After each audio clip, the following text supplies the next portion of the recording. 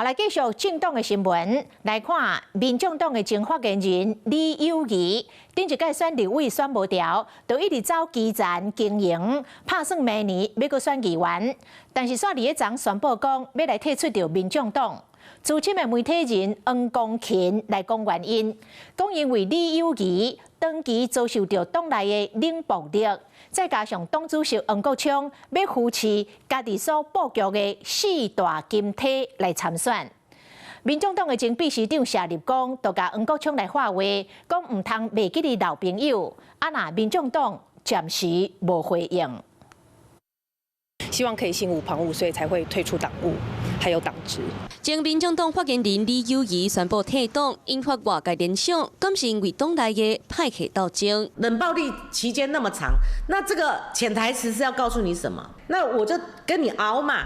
我熬到有一天你受不了嘛！来看2024立委选举，李友仪伫咧南北合市选区五股三路摕到84000多票，互看作是民众党在地布局上好的人选。不过党内所获金门出身的周晓云空降做黄国昌地方服务处的主任，若是挂看板，搁接徛伫咧黄国昌的边仔。李友仪党内发挥空间明显互影响，家己知影无法度展现全退党，嘛互前民众党秘书长谢立功是真感慨。一直所谓4大金钗或5大金钗的这些事情，我相信默默耕耘的人心中一定很不是味道。呼吁党中央莫阁互人才点点流失。不过党主席黄国昌早就布局4大金钗，参战2026新北议员选举，除了3路区的主任周晓云、邦桥林祖武、中和陈怡君，不过张启凯办公室的主任王如意2022年就捌参选中和区的议员，今嘛继续伫咧地方服务。若是万金地区有陈宇哲，自然嘛影响到伫咧新北东部10指区拍拼侪年的主任黄秀熙的参选空间。可以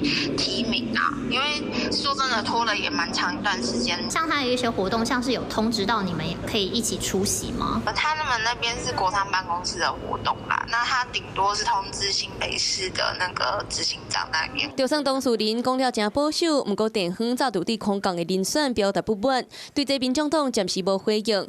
不过会当确定要安怎整合2026上好的人选，偌边党内纷争，考验黄主席协调的能力。Hello， 我是林仙怡，想要抢先掌握最及时的新闻资讯吗？赶快订阅、按赞、开启小铃铛，锁定华视新闻 YouTube 频道。